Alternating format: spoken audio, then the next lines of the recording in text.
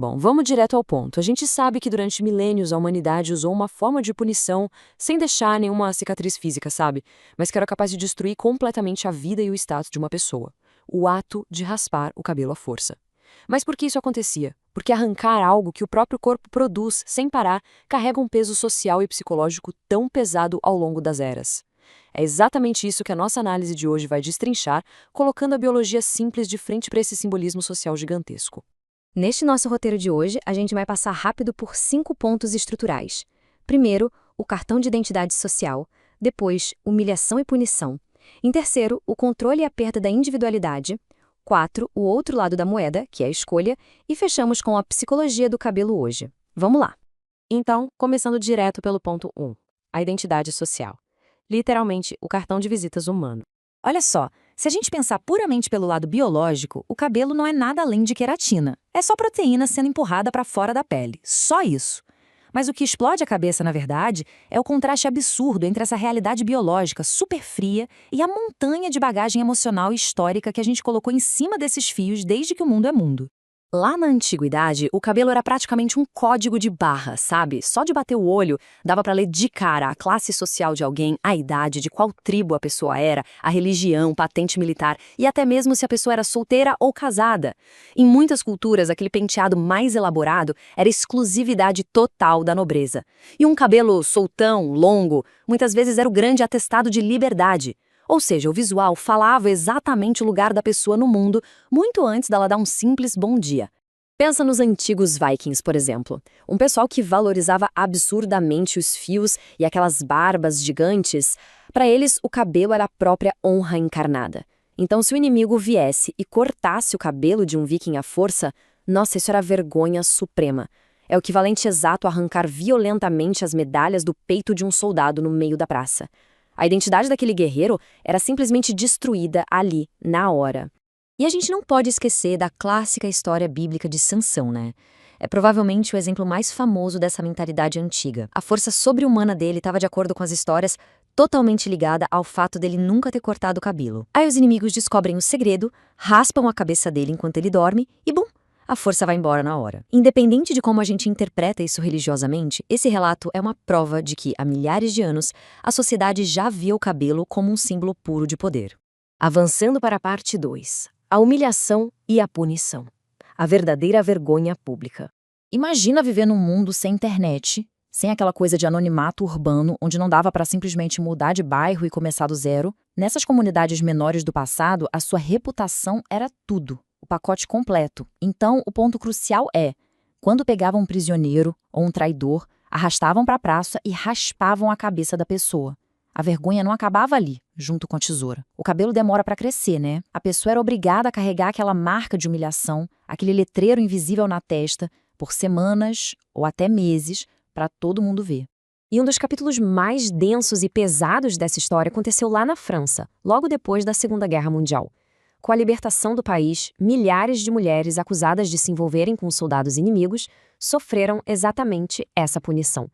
E olha, fossem elas culpadas ou pessoas totalmente inocentes apenas tentando sobreviver àquele pesadelo da guerra, o resultado era o mesmo.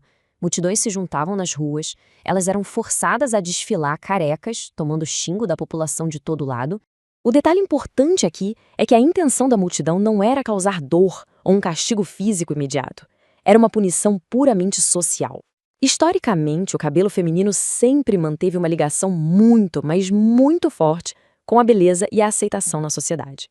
Ao raspar a cabeça dessas mulheres na frente de todo mundo, o objetivo real era arrancar a feminilidade delas, a dignidade e destruir qualquer restinho de respeito que elas tivessem naquela comunidade. A dor física era zero, mas a destruição do status social era absoluta. Isso nos leva para o ponto 3.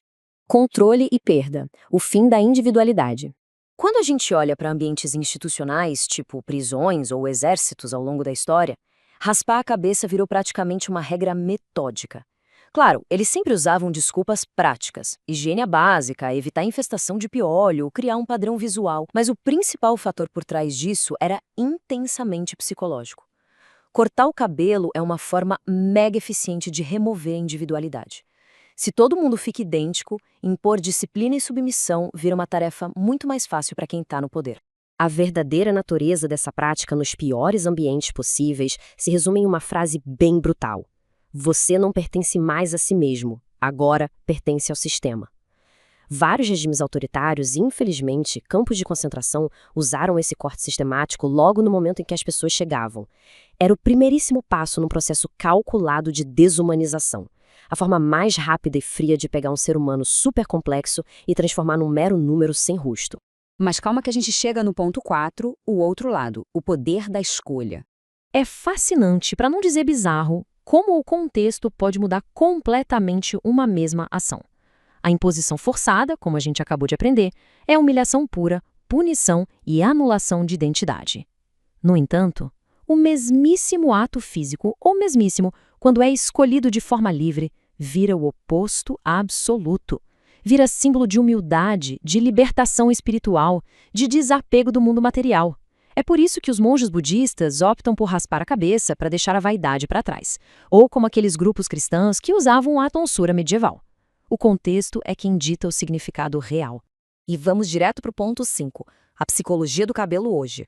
Se alguém achou que todo aquele peso histórico tinha ficado no passado, não ficou não. Está profundamente enraizado em nós. Quando ocorre uma perda não intencional de cabelo, seja por picos de estresse, uma doença severa, tratamentos ou até a calvície, o baque emocional gerado é gigantesco. E o motivo é simples, mas super poderoso. A nossa identidade visual é montada desde a infância, olhando no espelho todos os dias. Quando você altera de forma tão brusca essa imagem que o cérebro passou a vida inteira registrando, o choque emocional é quase inevitável. A psicologia moderna tem dados de sobra sobre isso. O cabelo segue sendo um vetor crucial de comunicação social. Ele afeta diretamente a autoestima, mexe em como a sociedade enxerga a pessoa, impacta os níveis de atração e, com certeza, a confiança individual. A mente humana ainda associa o cabelo à juventude, à saúde, à vitalidade, de forma quase instintiva, e isso dita muito da forma como as pessoas acabam sendo tratadas nas interações do dia a dia. É biologia pura, cruzada com milênios de cultura. A arte imita a vida, né? O cinema moderno entende perfeitamente essa linguagem silenciosa. Pode reparar nas telas, os vilões quase sempre têm aquele corte impecável, ameaçador para mostrar controle absoluto e frieza. Já os guerreiros, um visual bem mais selvagem. Mas o pulo do gato são os personagens que estão emocionalmente destruídos ou num processo de rebelião forte. Eles sempre aparecem naquela cena clássica, sozinhos, raspando a própria cabeça na frente do espelho.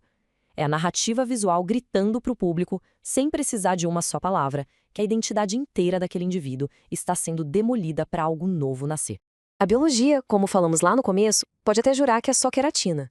Mas, para nossa mente humana, o cabelo representa o pertencimento, o nosso valor na comunidade e a nossa mais pura identidade. O que fica muito claro em todo esse estudo é que ao longo de toda a nossa história, raspar a cabeça de alguém contra a vontade era a forma mais brutal e eficiente que a sociedade achou para dizer que aquela pessoa tinha perdido totalmente o valor dela e a sua honra. E para fechar a nossa análise de hoje, eu deixo essa provocação no ar. Se o cabelo fosse realmente só uma questão superficial de estética e vaidade, por que o impacto histórico e psicológico dele seria tão profunda e assustadoramente humano?